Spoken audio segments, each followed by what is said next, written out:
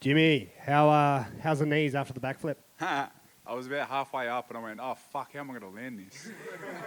I haven't done one of these in a few years. Knees are fine.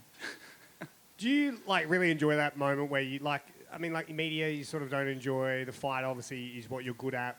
That elation when everything's sort of done and you just get to really be free and sort of celebrate. How good is it? Dude, you hit the nail on the head. From the moment I make the walk, I just go, let it out. I don't think about a fucking thing. So you hit the nail on the head, bro. It's just freedom. Whatever happens out there, and I'm gonna ride it front and center.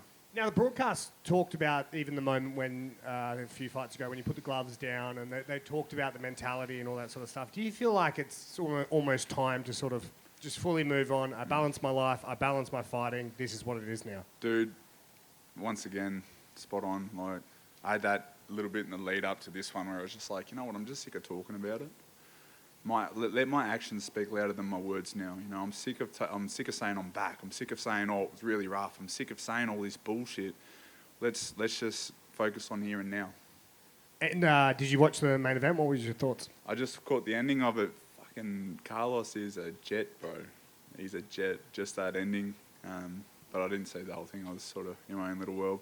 Now, I feel like you're going to just tell me whatever the UFC gives you, but is there anyone sort of you want next? You're obviously now starting to get a push. We're not talking about the old Jimmy anymore. There's a new Jimmy coming type thing. Is there anyone on your radar that you want to mix it up with?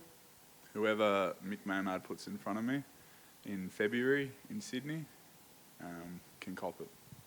And let's talk about your performance. Any critiques of it? I don't know if he hit me or I wore him on my gloves. I saw him coming, but I didn't feel him. Probably could have kept my distance a little bit better. But I think I wore him on the gloves because I don't really recall feeling getting hit. I saw him coming towards me and I'm like, oh, that didn't hurt. So I think I wore him on my gloves, but I think the distancing I could have controlled a little bit more. I mean, I guess you can check with your head coach. Sam Greco, is there any negatives of that fight? He said no. He's a coach. He's a coach. Obviously, every fight you got to learn from. Anything that stays still in this game is dead. It's like so you just keep making progress, and there's going to be little things that I obviously improve on, and from the whole camp especially, not just the fight, but the whole camp. You know, you learn every step of the day, every step of the way, and every day you should learn something.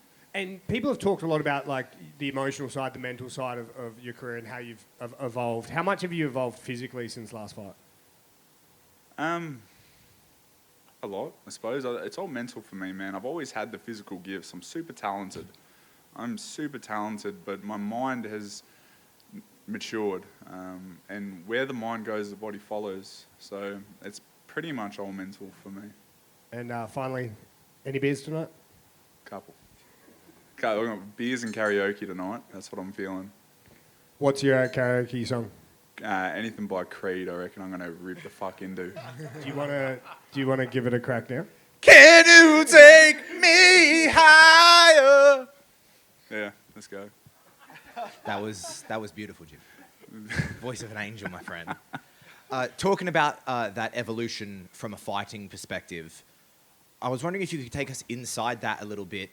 Because maybe for the layman's, what you were good at was grappling, wrestling, subbing people. You've also got some KOs on your record, but you're really good at doing that. Tonight you went out there, grappled, wrestled, and subbed a guy. So maybe to a lot of people, it looks like what you've always been doing. So what have those improvements been? Mental, bro. It's all mental. Praise the Lord. Just staying present, you know, like, even in that fight, like a fight can go your way 100% of the way. There's going to be moments where you get tempted to either pull out or to lose concentration, and the ability to just stay in there and stay at the forefront of your focus, that's a mental thing, and I think that's what I've really worked on. You know, in that fight, it looked like nothing went wrong, but there was times I was like, oh fuck, I didn't expect that, but I keep my attention at the forefront.